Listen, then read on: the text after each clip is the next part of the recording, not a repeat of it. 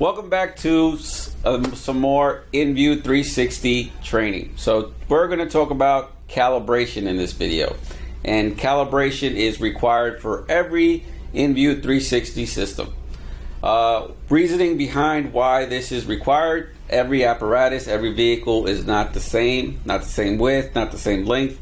The camera positions might be different. So as you can see on the PowerPoint, we have some cameras on this apparatus are at the front of the vehicle, or low to the front of the vehicle, and the rear of the vehicle also low but high on the sides.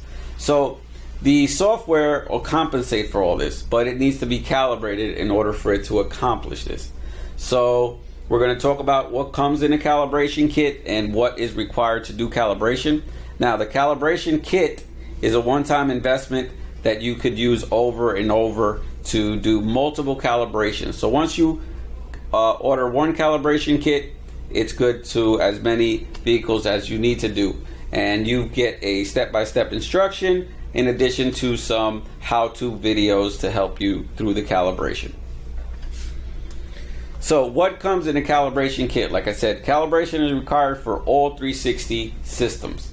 In the calibration kit, you start with the software. You get a flash drive with all that information in it. So it's just a regular flash drive. Let's take it out of the bag just to see it. But the regular flash drive, inside you would have the software and all the manuals to do the calibration. In addition, so next you would get the IR devices. So this is something that gets connected to your 360 ECU. So these guys are these guys. So you get your IR receiver and your IR remote. So this IR receiver gets connected to your ECU, which is right over here. So that guy's going to have a harness to connect this IR sensor. Now, this is needed just for calibration. So once calibration is over, this gets removed and you start with your kit for the next calibration that you need to perform.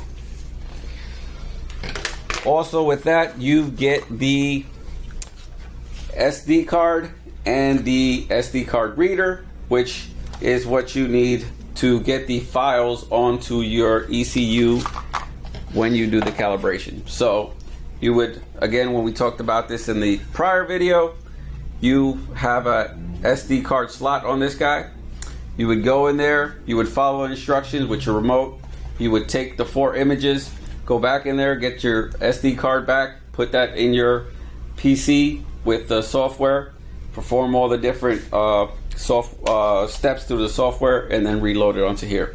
So we'll talk about that a little bit more down in a couple of slides. So this is just a highlight of the different events that need to happen when you do the calibration. So there are calibration pads that come with your calibration kit. These are pads that are 40 by 40 inch, pretty big pads, so can't really show it on the video. They're placed in specific locations. You take the 4 images. Those 4 images then go into the SD card. You take the SD card, load it into your software. When you load it into your software, you're gonna point out the different pads. It's gonna do all the calculation. You put in the length of the vehicle. It'll give you a large amount of files to take back and load into your ECU.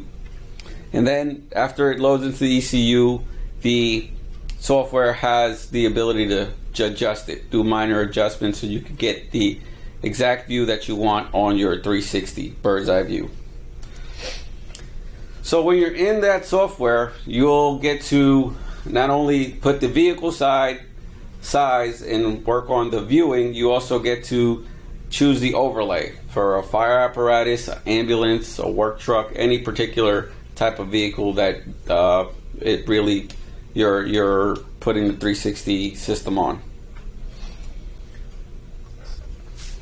So that's 360 calibration.